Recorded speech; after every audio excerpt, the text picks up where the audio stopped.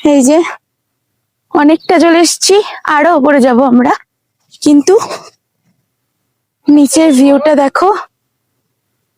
সিলারি গাঁয়ের টোটাল ভিউটা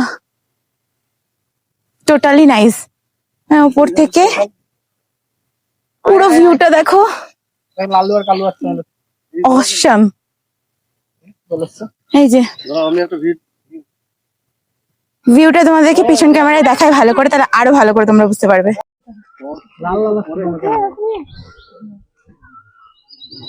এই যে সিলারিগাঁও টোটাল ভিউ। এই যেখানে গ্রাউন্ডটা আছে বলছিলাম,